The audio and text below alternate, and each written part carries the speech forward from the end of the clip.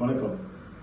இந்த பதிவு இப்போது புதிதாக வந்துள்ள 45 நாள் பேமெண்ட் ரூலை பற்றியதுதான். அதாவது 1/4/2024 இந்த விதி அமலுக்கு வருது. இன்கம் டேக்ஸ் ஆக்ட் 43BH இந்த செக்ஷன் படி ஒரு சிறு குறு நிறுவனத்திற்கு பெரிய நிறுவனம் ஏதாவது supplies of goods and services வாங்கியிருந்தா அந்த பெரிய நிறுவனமானது 45 நாளுக்குள்ள பேமெண்ட் வந்து சிறிய நிறுவனத்துக்கு கொடுத்துடணும். சரி, இப்போ கொடுக்கலன்னா என்ன ஆகும் அப்படின்னா அந்த அந்த பணத்தினுடைய அப்படியே வந்து மறுபடியும் அந்த இன்கம்ல சேர்த்து அதுக்கு உண்டான டேக்ஸ் கட்டணும். அதாவது கண்டிப்பாக 45 நாளுக்குள்ள இந்த பில்லு செட்டில் பண்ணணும் அப்படிங்கிறதுக்காக உண்டான ஒரு விதி தான் இது.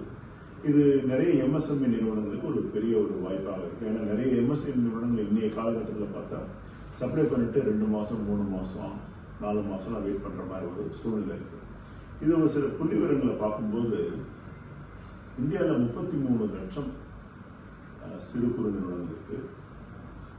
அவங்க வந்து 10.7 ட்ரில்லியன் மணி பெரிய நிறுவனங்களுக்கு சப்ளை பண்ணியிருக்காங்க. அதாவது பணம் வராமல் இருக்கு. இந்த பெரிய நிறுவனங்கள் யாருன்னு பார்த்தா பெரும்பாலும் பப்ளிக் செக்டார், அதாவது கவர்மெண்ட் நடத்துகிற நிறுவனங்கள் தான். ஆனால் இந்த விதி எல்லாருக்குமே பொருந்தும், கண்டிப்பாக அவங்க கொடுத்துடணும். ஆனால் இதில் ஒரு சிக்கல் ஒன்று வருது. அதாவது நம்ம வந்து இன்டர்நேஷனல் பிசினஸ் இருக்கிறவங்களுக்கு ஒரு சிக்கல் ஒன்று வருது. நிறைய எக்ஸ்போர்ட்டர்ஸ் வந்து இந்த சிறு குறு நிறுவனங்களுக்கு தான் வந்து கூட்ஸ் வாங்குறாங்க.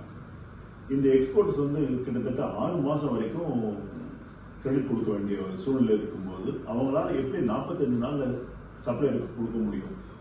இது ஒரு பாயிண்ட் நம்ம வந்து கவனத்தில் வச்சுக்க வேண்டியது. குறைஞ்சபட்சம் இந்த விதியிலிருந்து எக்ஸ்போர்ட்டர்ஸ்க்காகவாவது வந்து ஒரு எக்ஸம்ஷன் கொடுக்கணும்.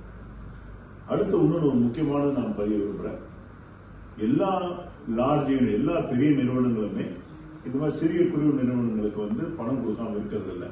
கரெக்டாக 15 நாள்லாம் இல்லை 30 நாள்லாம் கரெக்டாக அந்த மாதிரி கொடுத்துடுற நிறுவனங்களும் இருக்கு. இதையும் நான் பதிவு பண்ண விரும்புகிறேன். தேங்க்யூ.